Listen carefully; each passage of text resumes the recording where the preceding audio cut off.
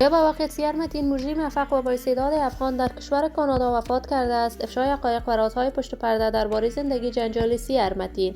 سیر متین در کشور کانادا توسط چه افراد حمایت میشد؟ دلیل وفات سیر متین چی بوده است؟ گریه های همسر سیر متین در صفحات مجازی، دلیل اشک ریختن همسر سیر متین چیست؟ سیر متین چرا دیگر به کارهای رسانه‌ایش مانند قبل ادامه نمیداد؟ من در این ویدیو پیرامون حقایق همین ماجرا خواهم پرداخت. پس در ادامه با کانال دنیا اینفو باشید.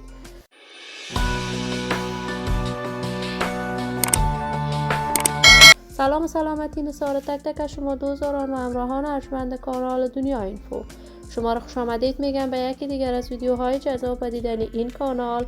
اگر دوست دارید کانال دنیا اینفو باشید، پس برای حمایت بیشتر از این کانال علامت سابسکرایب را فشار دهید تا ویدیوهای دیگر کانال دنیا اینفو را از دست ندهید. سیر متین یکی از مجریان موفق با استعداد، مطرح و محبوب در میان رسانه‌های افغانستان است. وی از جمله موفق‌ترین و با استعدادترین کمدینان افغان هم به شمار می رود. سیر متین کارهای رسانه‌ایش در میان مردم افغانستان مورد حمایت گسترده قرار می گیرد. این همه در حالی است که دوستداران و طرفداران سیر متین در افغانستان و خارج از افغانستان بیشمار بوده است. این کمدین موفق و با استعداد بعد از تحولات سیاسی حاکم در افغانستان رخت مهاجرت به کشور کانادا است. در کشور کانادا هم به کارهای رسانه‌ایش می پرداخت. علاقه‌مندان و دوستداران سیر متین در سرتاسر جهان بیشمار است.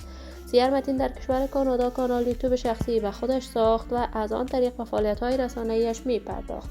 تازه تصاویر این کمدین در صفحات مجازی دست به دست می شود که سیر متین در کشور کانادا وفات کرده است. تاکنون جزئیات بیشتری این ماجرا در دست نیست که این خبر تا چه دقیقت داشته است، ولی من آرزو دارم خبرهای نشر شده در صفحات مجازی حقیقت نداشته باشد.